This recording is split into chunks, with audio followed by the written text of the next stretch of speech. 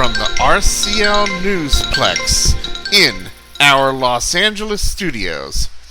I'm Jared Reimer with the latest radio industry news. This is the RCL News Brief.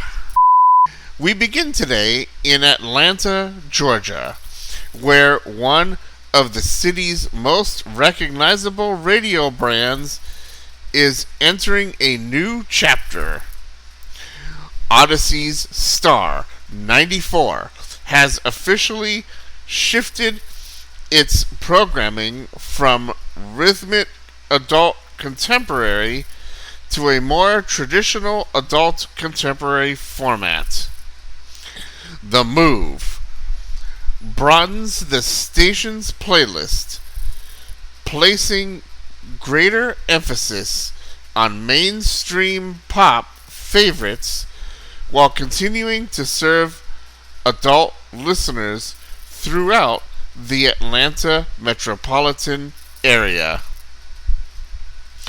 Format adjustments like this have become increasingly common across the radio industry as broadcasters work to balance audience expectations with changing listening habits.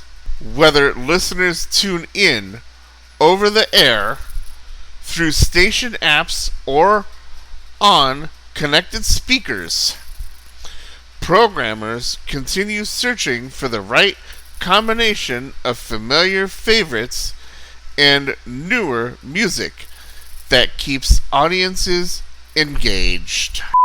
Turning now to Casper, Wyoming.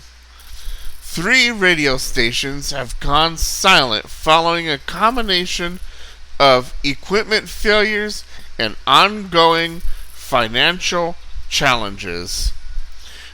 According to industry reports, the station's owner cited aging broadcasting equipment along with economic pressures as contributing factors in the decision to suspend operations.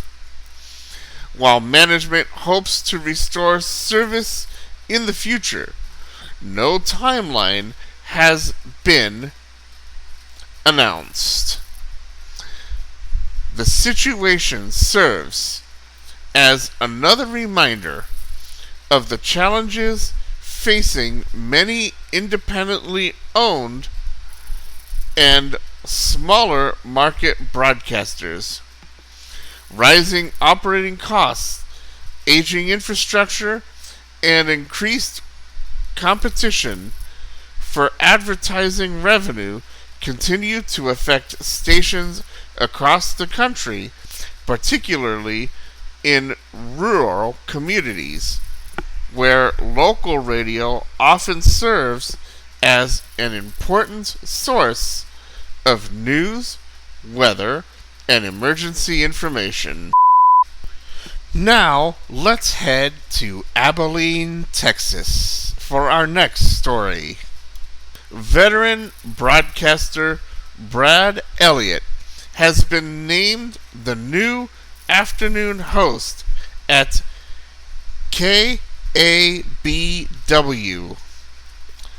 Elliott brings years of programming and on-air experience to the station, where management says his familiarity with local radio and his connection with listeners made him a natural fit for the role. Meanwhile, in Philadelphia, Jen Scordo is returning to a familiar time slot. Scordo has been named the new midday personality at country station WXTU. She is already well known to Philadelphia listeners through her previous work on the station and now expands her role by taking over middays. The appointment continues WXTU's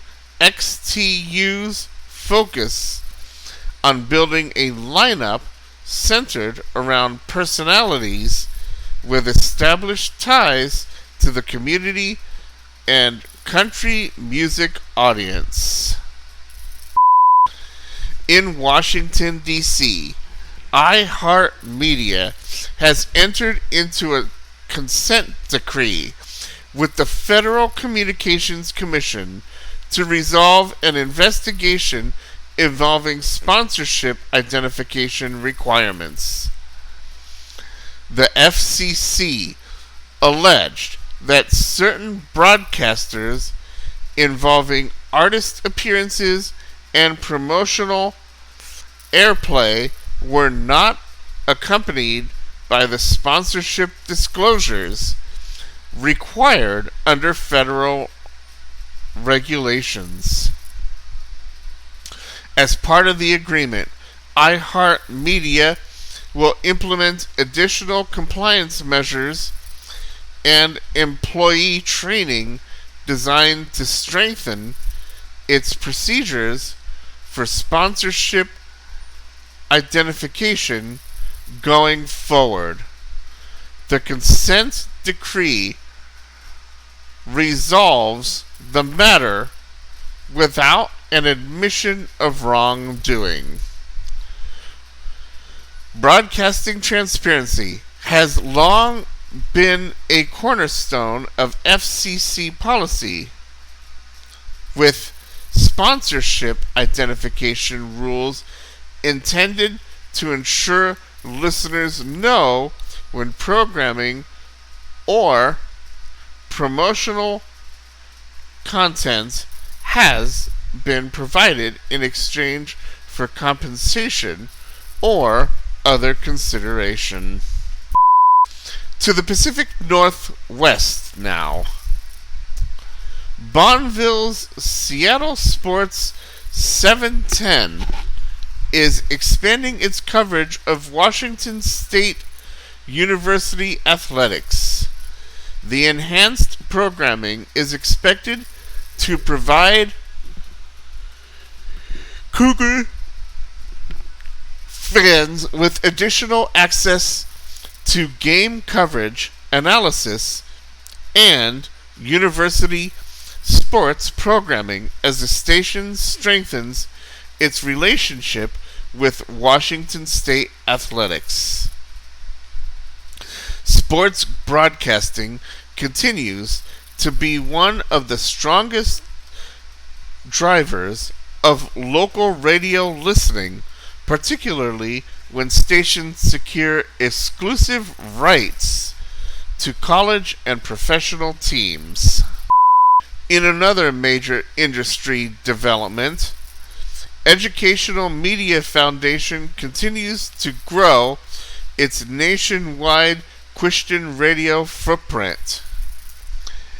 EMF has announced plans for K-Love to acquire K-Bay, further expanding the network's presence on the West Coast. K-Love has steadily increased its reach over the past several years through a combination of station acquisitions and signal improvements, bringing its contemporary Christian format to more communities across the country. And finally, today, we head to Iowa. KDAO FM has launched a new format dedicated entirely to music from the 1990s. The station's new presentation features a wide variety for artists and genres from the decade, including pop, rock, country, and rhythmic hits that helped define one of radio's most memorable eras. As nostalgia formats continue to perform well in markets across the country, many broadcasters are finding renewed interest from listeners who enjoyed revisiting the music of previous decades while introducing those songs to a new generation. Those are the latest headlines from across the radio industry. For all the latest radio news, be sure to follow Radio Connection Live on Facebook at facebook.com/Radio Connection Live, and spell Radio Connection Live with capital R, capital C, and capital L. From the RCL Newsplex in our Los Angeles studios, I'm Jared Reimer. Thanks for listening.